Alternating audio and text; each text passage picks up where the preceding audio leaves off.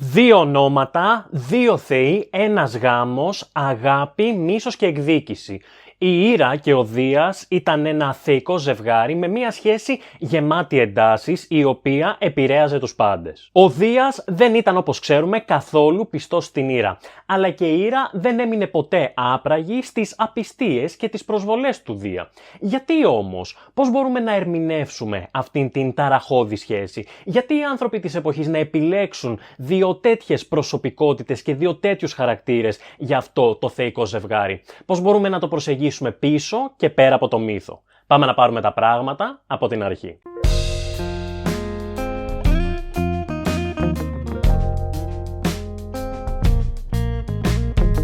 Καλώς ήρθατε λοιπόν για μια ακόμα φορά εδώ στο κανάλι. Αν είναι η πρώτη σας, οφείλω να σας συστηθώ. Είμαι ο Κωνσταντίνος ή αλλιώς The Mythologist. Είμαι αρχαιολόγος και μου αρέσει η μυθολογία. Γι' αυτό σε αυτό εδώ το κανάλι ανεβάζω αγαπημένους μου μύθους, αλλά και ιστορίες που πιστεύω ότι αξίζει να μοιραστώ μαζί σας. Και αν αυτό είναι κάτι που σας ενδιαφέρει, μπορείτε τώρα και εσείς να κάνετε εγγραφή στο κανάλι, πατώντας το κόκκινο κουτάκι που θα βρείτε κάτω από το βίντεο, αλλά και το καμπανάκι για τις ειδοποιήσεις, ώστε να μην χάσετε κανένα από τα επόμενα. Πηγαίνετε μια βόλτα στην περιγραφή, θα βρείτε τα link που θα σας πάνε στα social media του καναλιού και ειδικά στο Instagram, όπου εκεί μιλάμε για τα βίντεο που ανεβαίνουν, αλλά και για άλλα άσχετα ή και σχετικά θέματα, και φυσικά στην περιγραφή θα βρείτε και τις πηγές που χρησιμοποιώ για το κάθε μου βίντεο. Πολλές φορές μέσα στα πολλά βίντεο που έχουμε κάνει εδώ στο κανάλι έχω αναφερθεί, έστω και στιγμιαία, σε επεισόδια αυτής της ταραγμένης σχέσης, του Δία και της Ήρας. Συνήθως στεκόμαστε σε κάποιο από τα πολλά παιδιά που απέκτησε ο Δίας μέσα από τις εξωσυζυγικές του σχέσεις,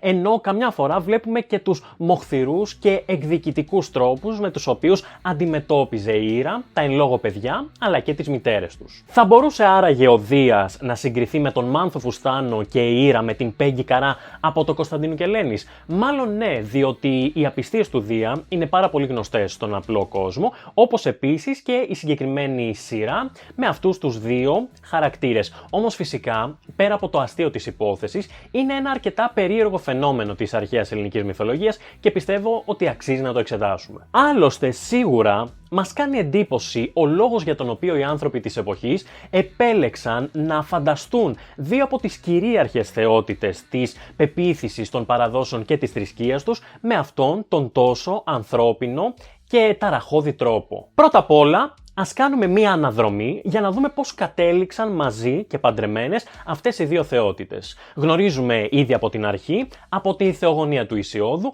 ότι ο Δίας και η Ήρα ήταν αδέλφια και παιδιά του Κρόνου και της Ρέας. Φυσικά, εκείνη την εποχή, οι επιλογές ως προς το τέρι του καθενός ήταν περιορισμένες, οπότε δεν πρέπει να μας προξενεί τόση εντύπωση το γεγονός ότι τα αδέρφια ανέπτυξαν ερωτικές σχέσεις μεταξύ τους. Τώρα, πέρα από αυτό, πρέπει να σας πω ότι αρχικά η Ήρα δεν τον ήθελε καθόλου το Δία. Η Ήρα, η οποία ήταν πάρα πολύ όμορφη σύμφωνα και πάλι με τον Ησίωδο, τόσο όμορφη που φυσικά δεν θα μπορούσε να μην έχει τραβήξει το βλέμμα και το ενδιαφέρον του Δία. Ο Δίας είχε κολλήσει με την Ήρα, η Ήρα δεν τον ήθελε, όμως ο Δίας, όπως γνωρίζουμε, δεν θα έμενε άπραγος και γι' αυτό σκέφτηκε ότι πρέπει να βρει έναν πιο αντισυμβατικό, ας πούμε, τρόπο για να κεντρήσει το ενδιαφέρον της. Όπως μας λέει ο περιηγητής Παυσανίας στο έργο του Ελλάδος Περιήγησης, ο Δίας αποφάσισε τελικά να μεταμορφωθεί σε κούκο και έτσι ήρθε κοντά με την Ήρα, με αποτέλεσμα να κερδίσει επιτέλους το ενδιαφέρον της μετά από αυτή τη μεταμόρφωση και να παντρευτούν. Άλλοι συγγραφείς αναφέρουν ότι ο Δίας ως κούκος έκανε τον πεθαμένο για να τον λυπηθεί η Ήρα και να τον πάρει αγκαλιά.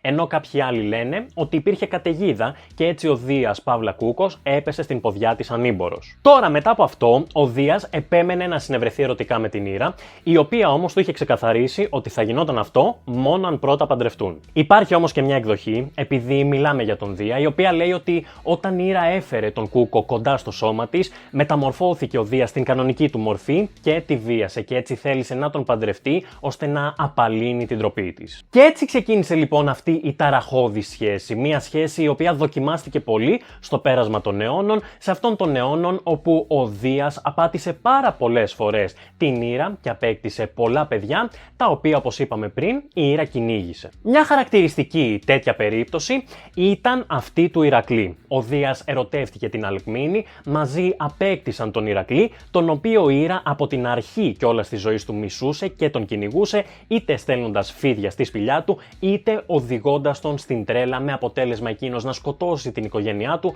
και να ξεκινήσει για τους 12 γνωστούς του άθλους. Αντίστοιχη περίπτωση είναι και αυτή της Λιτούς, η οποία ήταν να γεννήσει δίδυμα, τον Απόλλωνα και την Αρτέμιδα, όμως η Ήρα την είχε καταραστεί, επειδή φυσικά ήταν και αυτή εξωσυζυγική σχέση του Δία, να μην μπορεί να γεννήσει πουθενά σε στεριά. Γι' αυτό η Λιτό πήγε στη Δήλο, νησί, και έτσι μπόρεσε να γεννήσει, μόνο που σύμφωνα με κάποιες εκδοχές και πάλι η Ήρα της έστειλε τον Πίθωνα, τον δράκοντα των Δελφών, για να τους κατασπαράξουν, κάτι το οποίο τελικά δεν κατάφερε. Δεν σταματούν όμως εδώ αυτές οι περιπτώσεις και αυτά τα επεισόδια, είναι πραγματικά δεκάδες και αξίζει να αναφέρουμε και την περίπτωση της Σεμέλης, η οποία έμεινε και αυτή έγκυος από τον Δία και γέννησε τον Διόνυσο. Η Ήρα τότε την έπεισε να ζητήσει από τον Δία να φανερωθεί μπροστά της με τη θεϊκή του μορφή και υπόσταση, κάτι το οποίο προφανώς δεν μπορούσε να γίνει χωρίς να χυθεί αίμα, ας πούμε, για κάποιον θνητό, διότι η θεϊκή υπόσταση δεν μπορούσε σε καμία περίπτωση να αποτελέσει αντικείμενο όρασης για έναν απλό άνθρωπο.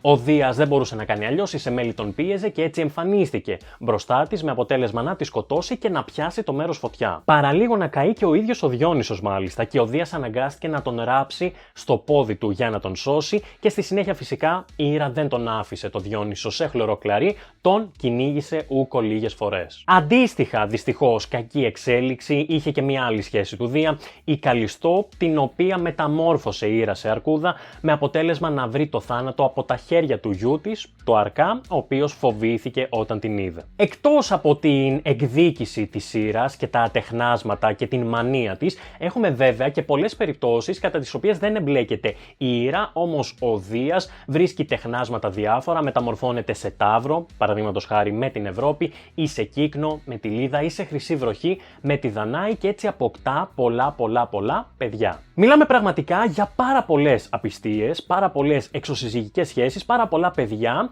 και πολλή εκδίκηση. Γιατί όμως έτσι, ρε παιδιά? Μην ξεχνάμε ότι η Ήρα ήταν και η θεά του γάμου στην αρχαία Ελλάδα. Δεν είναι περίεργο? Νομίζω ότι για να απαντήσουμε στο γιατί θα πρέπει να προσεγγίσουμε αυτές τις δύο θεότητες όχι ως πρόσωπα της αρχαίας ελληνικής μυθολογίας, αλλά συμβολικά, ως έννοιες. Μην τρομάζετε, δεν εννοώ κάτι ακραίο ή κάτι περίεργο, εννοώ ότι πρέπει να σταθούμε στο γεγονός ότι συμβόλιζαν ένα παντοδύναμο, ισχυρό, αρχαίγονο αλλά και πολύ δυσλειτουργικό ζευγάρι. Ένα δυσλειτουργικό ζευγάρι το οποίο ποτέ δεν χώρισε, όχι όμως το πρώτο ζευγάρι, διότι όπως γνωρίζουμε βέβαια από τη θεογονία του Ησιώδου, είναι το τρίτο κατά σειρά ζευγάρι της κοσμογονίας των αρχαίων Ελλήνων. Το πρώτο φυσικά ήταν ο Ουρανός και η Γαία, το δεύτερο ήταν ο Κρόνος και η Ρέα και το τρίτο ήταν οι πρωταγωνιστές μας σήμερα, ο Δίας και η Ήρα. Και όπως θα παρατηρήσετε, κανένα από αυτά τα ζευγάρια δεν ήταν απλά ευτυχισμένο ή δεν είχε μία απλή καθημερινή και αγαπημένη ζωή και συνύπαρξη. Ο Ουρανός σκέπασε τη Γαία και έπρεπε ο Κρόνος να του κόψει τα γεννητικά όργανα για να αποτραβηχθεί.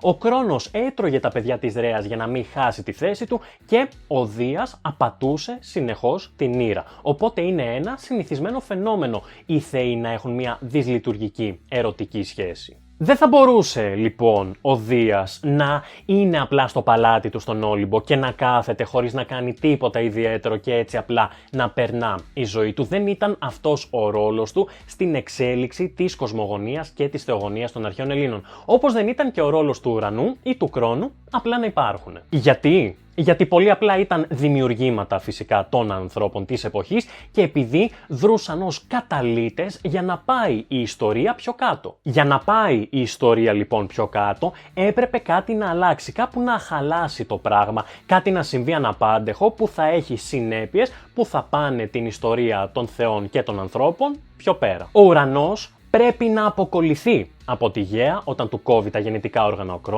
ο Κρόνος πρέπει να πιει το δηλητήριο που του έφτιαξε η Ρhea για να ξεράσει τα παιδιά που είχε καταπιεί και ο Δίας πρέπει να απατήσει την Ήρα για να πάει η ιστορία πιο κάτω, να δημιουργηθούν ήρωες από τις εξωσυζυγικές τους σχέσεις και φυσικά η Ήρα να λειτουργήσει ως μεγάλο εμπόδιο στις ζωές τους. Τι εννοώ? Δεν θα μπορούσε να έχει υπάρξει Ηρακλής στην ελληνική μυθολογία αν δεν ήταν πατέρας του ο Δίας, ώστε να του δώσει δύναμη και φυσικά αν δεν υπήρχε η Ήρα για να του στείλει όλες αυτές τις δυσκολίες, να τον τρελάνει, να ακολουθήσουν οι άθλοι κτλ. Το ένα φέρνει το άλλο. Ναι, μεν από τη μία ο Ηρακλής έχει τη δύναμη του πατέρα του και έτσι είναι ημίθεος, ας πούμε, άσχετα που στο τέλος γίνεται θεός, και από την άλλη έχει το αντίβαρο, το μίσος, την οργή και την εκδίκηση της απατημένης Ήρας. Το ίδιο συνέβαινε πάνω κάτω και σε άλλους ήρωες και σε άλλες εξωσυζυγικές σχέσεις του Δία, διότι όταν ο Δίας εμπλεκόταν με άλλες γυναίκες, η πλοκή πήγαινε παρακάτω. Δημιουργόντουσαν ήρωες, αντίπαλοι, μάχες, τέρατα, τα οποία έντυσαν το σύμπαν της ελληνικής μυθολογίας. Θεοί, ήρωες και τέρατα, ο Απόλλων, η Άρτεμις, ο Περσέας, ο Ηρακλής δεν θα μπορούσαν να έχουν υπάρξει αν δεν είχαν τον Δία για πατέρα, ο οποίος φυσικά τους μετέφερε μέσα από αυτήν την τεκνοποίηση ορισμένες από τις δυνάμεις του, κάνοντάς τους να ξεχωρίζουν. Σίγουρα, όπως καταλαβαίνετε, μιλάμε για μυθολογία, η οποία ήταν τότε ένας ζωντανός οργανισμός και αυτό σημαίνει ότι άλλαζε. Οπότε θα μπορούσε στην αρχή ο Δίας όντως να έχει συνδεθεί, ας πούμε, με τον Ηρακλή ως πατέρας του και ο Ηρακλής ως εξωσυζυγικό τέκνο του Δία, όμως στη συνέχεια να προσθέθηκαν και άλλα παιδιά και άλλες γυναίκες και έτσι να έχει δημιουργηθεί σήμερα όλο αυτό το τεράστιο πλέγμα κοινωνικών ερωτικών σχέσεων του Δία με διάφορες γυναίκες, με τέρατα, με ήρωες, δηλαδή μέσα στο πέρασμα των αιώνων, επειδή τέριαζε σε αυτή την κατηγορία. Φυσικά δεν θα πρέπει να ξεχνάμε ότι η μυθολογία είναι δημιούργημα των ανθρώπων της εποχής και φυσικά αντικατοπτρίζει πεποιθήσεις και στοιχεία της ζωής των ανθρώπων της εποχής. Τι θέλω να πω? Σε μια απόλυτα πατριαρχική κοινωνία όπως αυτή της εποχής εκείνης, της αρχαίας Ελλάδας αλλά και νωρίτερα, δεν θα μπορούσε παρά ο βασιλιάς των θεών να ήταν ο άξιος εκπρόσωπος μιας τέτοιας πατριαρχικής δομής και κοινωνίας. Και εφόσον ήταν δημιούργημα της εποχής, γιατί δεν χώριζαν αυτοί οι θεοί, γιατί οι άνθρωποι δεν έλεγαν ότι με τόσες απιστίες η Ήρα τελικά δεν άντεξε άλλο και έφυγε? Διότι αρχικά οι θεοί δεν ήταν άνθρωποι, είχαν κάποια ανθρώπινα χαρακτηριστικά, όμως δεν φαίνεται να τους ενδιέφερε τόσο πολύ το θέμα της απιστίας, αλλά κυρίως διότι θα υπήρχαν μετά πρακτικά ζητήματα σε αυτούς τους μύθους και τις ιστορίες. Αν χώριζαν, πώς θα υπήρχε πλοκή, πώς θα έβαζε εμπόδια η Ήρα σε αυτούς τους ήρωες, πώς θα δυσκόλευε τις ζωές των γυναικών με τις οποίες ο Δίας την είχε απατήσει. Πώς θα ήταν μετά η Ήρα η θεά του γάμου? Αυτά ξέρετε δεν αλλάζουν, δεν ήταν η Ήρα μέχρι κάποια στιγμή η θεά του γάμου και μετά απλά όταν χώρισε ήταν η θεά του γάμου αλλά χωρισμένη. Και μην ξεχνάμε ότι και εκτός του θέματος της απιστίας, το συγκεκριμένο ζευγάρι ήταν και πάρα πολύ ανταγωνιστικό. Ναι, ο Δίας έχει μείνει γνωστός σε μεγάλο βαθμό για τις απιστίες του, όμως και η Ήρα ήταν μοχθηρή, εκδικητική, μέσα στις δολοπλοκίες και προσπαθούσε να επικρατήσει χρησιμοποιώντας όλα τα μέσα, απλά και μόνο για να βγει πάνω από το Δία και να κάνει το δικό της. Και αυτό όμως, αυτή η φύση της Ήρας, έχει την ίδια εξήγηση. Δεν θα μπορούσε η Ήρα, αν δεν ήταν ανταγωνιστική με το Δία, να δώσει τη συνέχεια στην πλοκή ορισμένων μύθων με κυριότερο, θα έλεγα, παράδειγμα και πιο ενδεικτικό, την Ηλιάδα, η οποία δεν θα είχε την εξέλιξη που είχε στα ομηρικά έπι αν δεν έβαζε το χέρι της Ήρα λόγω του ανταγωνισμού που ένιωθε με τον Δία. Θεωρώ ότι μέσες άκρες θα πρέπει να σκεφτόμαστε το συγκεκριμένο ζευγάρι ως ένα ζευγάρι αρχαίγονων θεοτήτων πάνω από τον κόσμο των ανθρώπων που έπαιζε με τις τύχες των ηρών, των τεράτων, των υπόλοιπων θεών ακόμα, σαν να ήταν μαριονέτες. Και η δυναμική τους αυτή η σχέση που είχαν μεταξύ τους, η περίεργη, χυμαρώδης, μέσα στο μίσος αλλά και την ένταση, είχε τεράστιο αντίκτυπο για τις ζωές αυτών των μαριονετών, ας πούμε, αν λέγεται έτσι, που ζούσαν κάτω στη γη ή και μερικές από αυτές τις ζωές στον Όλυμπο και δεν ήξεραν τι τους ξημερώνει επειδή αυτό το ζευγάρι μπορεί μια μέρα να ξύπνησε με νεύρα. Στο μυαλό των ανθρώπων, υποθέτω, η σχέση αυτή θα ήταν πάρα πολύ βολική για να προσπαθήσουν οι άνθρωποι της εποχής να κατανοήσουν τον κόσμο, το περιβάλλον, το που βρίσκονται σε αυτόν τον κόσμο και αυτό το περιβάλλον, αλλά και τις ανθρώπινες σχέσεις, έχοντας ως πρότυπα είτε αποφυγής είτε πρότυπα για να τους μοιάσουν αυτούς τους δύο θεούς. Ελπίζω να μην σας κούρασα και πριν σας αφήσω πρέπει να σας πω ότι αυτά που σας είπα σήμερα είναι κάποιες σκέψεις δικές μου. Δεν τα έχω διαβάσει σε κάποιο σύγγραμμα, οπότε είμαι ανοιχτός σε συζητήσεις κάτω στα σχόλια. Πείτε μου λοιπόν τη γνώμη σας για τις απιστίες του Δία και αυτήν την περίεργη θεϊκή σχέση και όπως πάντα μέχρι το επόμενο μας ταξίδι στην αρχαία ελληνική ή και παγκόσμια μυθολογία και αρχαιολογία εύχομαι σε όλους και σε όλες να είστε καλά.